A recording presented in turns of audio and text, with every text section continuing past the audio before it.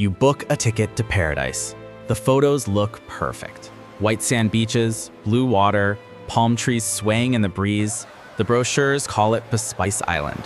You land in Zanzibar, and the first thing that hits you is the smell. Cloves, warm, sweet, almost Christmassy, mixed with cinnamon, nutmeg, cardamom. It smells like comfort, like home, like holidays. But for centuries, that same smell meant something very different. If you could peel back the layers of this island, if you could walk these streets 200 years ago, the scent of cloves would be mixed with something else. The stench of sweat, of fear, of blood. This is Zanzibar, sold to the world as a tropical playground. But for nearly 300 years, it was known by another name, the Black Heart of the East African slave trade. Every year, around 50,000 men, women, and children were bought and sold here like cattle. Most of their names were never written down. This is the part of paradise they don't put in the travel brochures. And today, we're walking straight into it.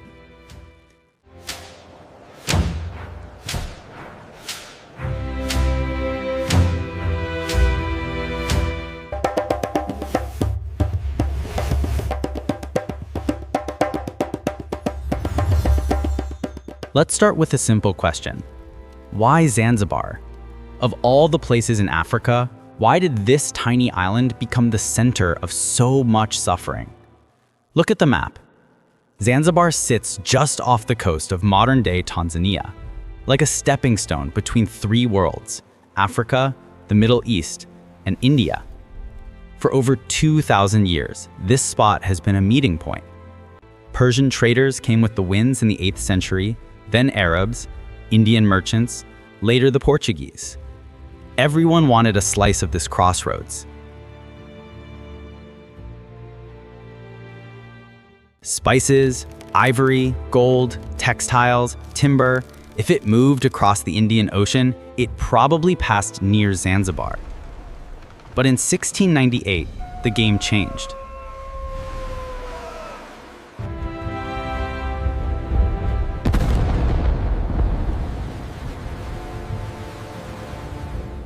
The Sultan of Oman drove out the Portuguese and claimed Zanzibar. To him, this wasn't just a pretty island, it was a business plan.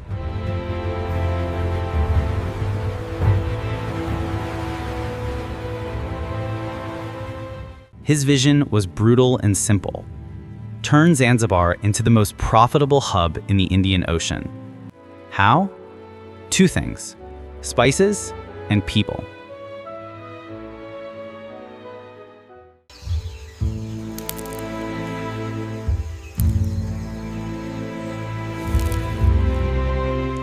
Before we talk about people, let's talk about the plant that changed everything.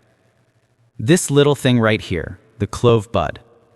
In the 19th century, Europe was obsessed with it. Cloves-flavored food, preserved meat, went into medicines, perfumes, even toothache remedies. If you had money, you had cloves in your home. In Zanzibar was perfect for growing them.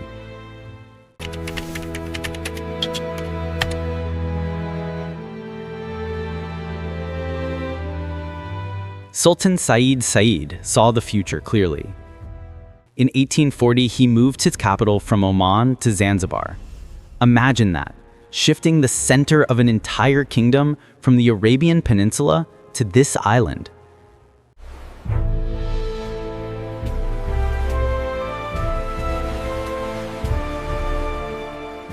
Then he gave an order that turned the land into a factory. Every landowner had to plant at least 3 clove trees for every coconut tree they owned.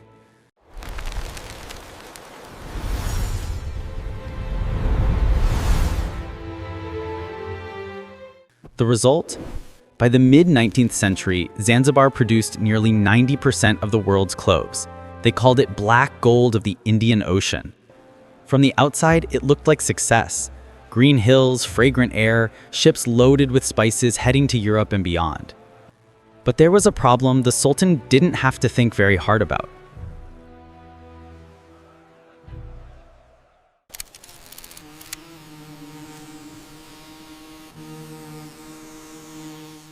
Who was going to climb those trees under the burning tropical sun and handpick every single clove bud? Plantations this big don't run on fresh air and good vibes. They run on forced labor, on tens of thousands of enslaved bodies, on people who had no wages, no rights, no future.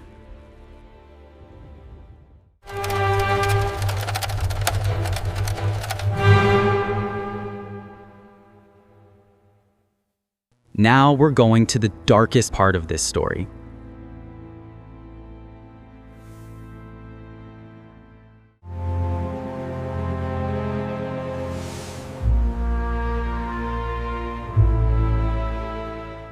This church in Stone Town sits on holy ground, but before it was a church, this was something else entirely. For roughly 200 years, this spot was home to the largest slave market in East Africa. The building is gone, the market is gone, but the ground remembers.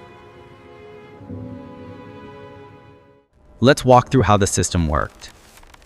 Step 1. Capture.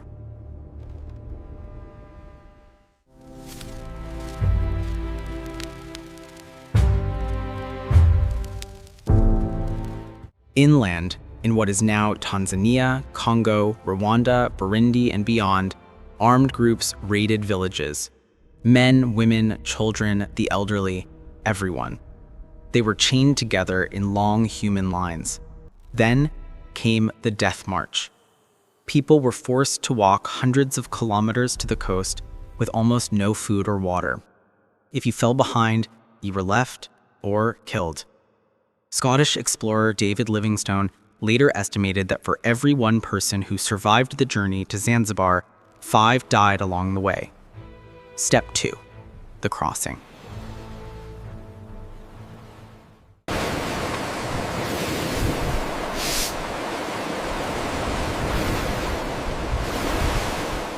From the coast, those who survived were crammed into wooden boats called dhows, packed in so tightly that many couldn't sit up.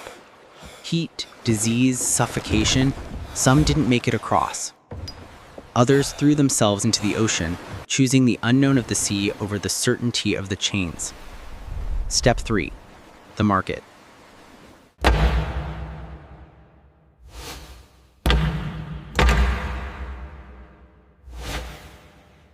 When they reached Zanzibar, they were not welcomed. They were stored underground, in cellars with no windows, barely any light, and almost no air. 70 or more people crammed into rooms meant for maybe 15. They were shackled to iron rings in the floor. Some stood in water when the tide rose. They waited there, sometimes for days, until buyers arrived. And then came the inspection.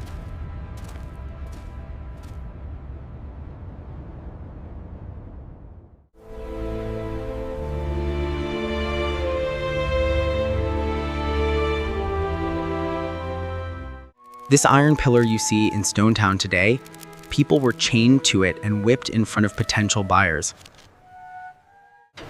Not as punishment, as a test. If you didn't cry out, if you took it well, they said you were strong. You fetched a higher price.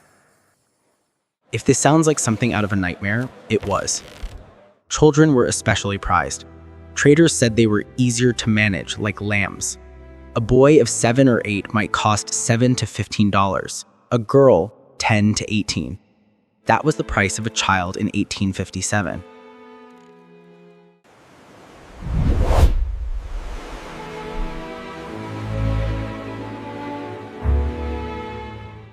So who was cashing in on all this? Meet Hamid bin Mohammed bin Juma, better known as Tipu Tip. He wasn't European. He was Swahili Arab, born on the East African coast, but he became the most powerful slave trader in East Africa. Tipu Tip owned 7 plantations and thousands of enslaved people. He controlled trade routes stretching from the Zanzibar coast deep into the Congo. He made a fortune selling human beings and ivory. He wasn't just a businessman. At one point, he effectively served as the Sultan's governor inland. He built an empire on human bones and died in 1905, wealthy, comfortable, and never once put on trial for any of it.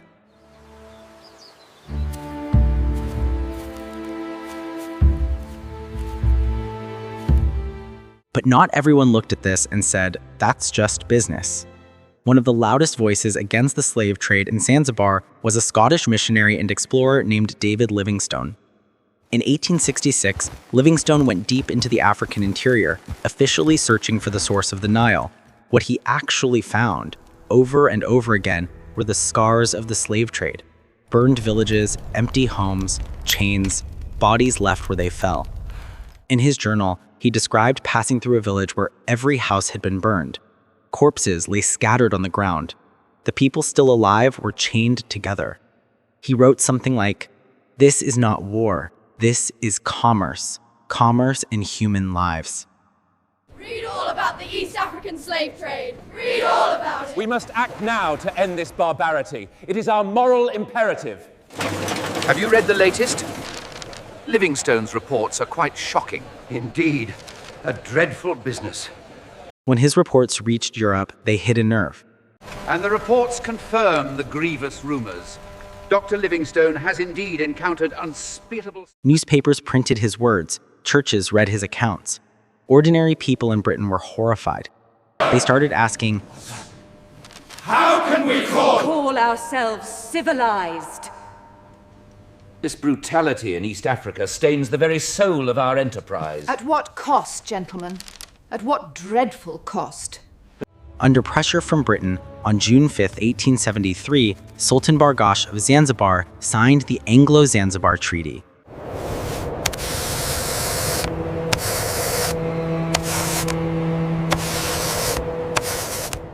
On paper, it was big. The slave market in Stonetown had to close. The export of slaves was banned, and the British Navy could intercept and seize slave ships off the coast. On the site of the slave market, the British built a church, Christ Church Cathedral.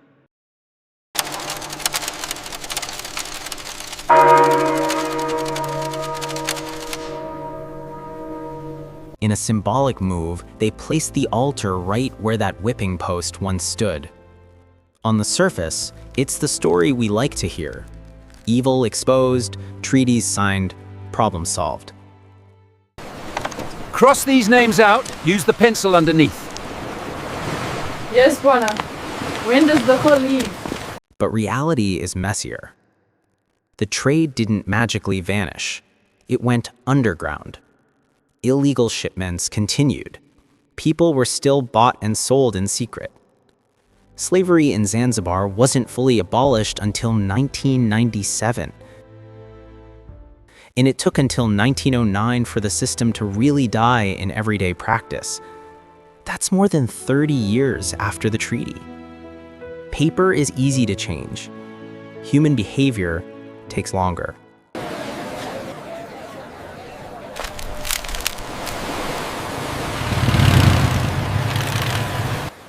So what about now? Today, Zanzibar is one of Africa's top tourist destinations. Over 500,000 visitors come each year for those postcard beaches, rooftop bars, and spice tours. You can walk through clove plantations, taste fresh spices, watch guides climb trees like acrobats. It's fun, it's Instagrammable. But here's the question. On how many of those tours does someone stop, point to the trees, and say, by the way, this entire industry was built on the backs of enslaved people?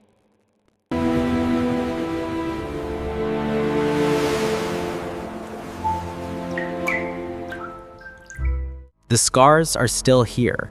You just have to know where to look. You can visit the Slave Trade Museum in Stonetown. You can walk down into the underground chambers where people once waited in the dark.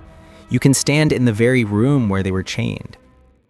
Outside, you can see the slave memorial, stone figures in a pit, chains around their necks, built in 2016 to honor the victims. And yet, many people on the island don't like to talk about it. Why? Part of it is pain. The history is too raw. In Zanzibar today, families are often tangled together. Some have ancestors who were enslaved. Others have ancestors who were slave owners and traders. Often, both are true in the same family tree. The island is a blend of Swahili, Arab, Indian, Shirazi, African identities. So who is the victim? Who is the perpetrator? The lines aren't always clean. Another reason is economic. Zanzibar depends on tourism. Tourists want paradise, not trauma. It's easier to sell sunset cruises than slave dungeons. But something is changing. This museum isn't just about the past, it's about our future. You are the generation that will carry these stories forward. Local schools have started teaching more openly about the slave trade. Young Zanzibaris are asking uncomfortable questions, pushing to preserve the sites and the stories. There's a growing sense that silence doesn't protect you, it just buries you. Because you can't build a healthy future on an unmarked grave.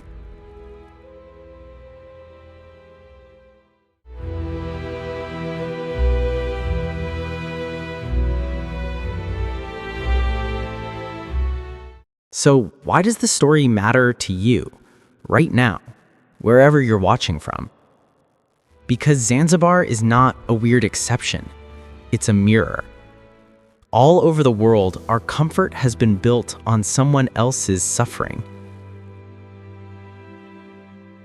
Sugar plantations in the Caribbean, diamond mines in southern Africa, cotton fields in the American South. We like to think that was back then, that we're different now. But are we?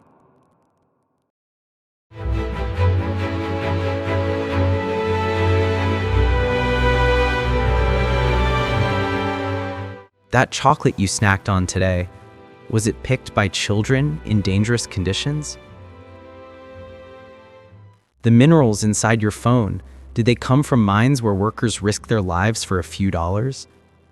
The shirt on your back, was it sewn in a crowded factory where people can't afford the clothes they're making?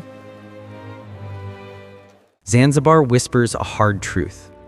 The luxury of some is almost always paid for by the pain of others.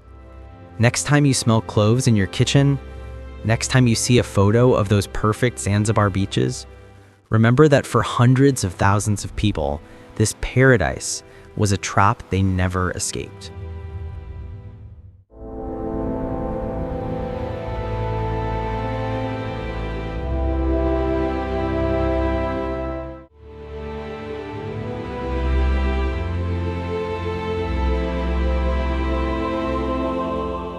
Over 1 million people are believed to have passed through Zanzibar as slaves between 1700 and 1900.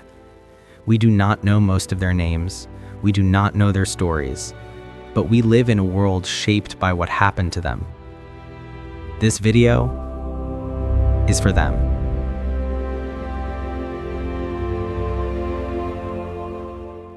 If this story made you see paradise a little differently, hit like so more people hear it. Subscribe for more hidden histories like this. In the next episode, we're going to another island with an equally dark past, Mauritius. And if you ever visit Zanzibar yourself, I've left links in the description to the Slave Trade Museum, memorial sites, and organizations working to preserve this history. Thank you for watching. Remember the people the world tried to forget, and never let history repeat itself. الله أكبر الله أكبر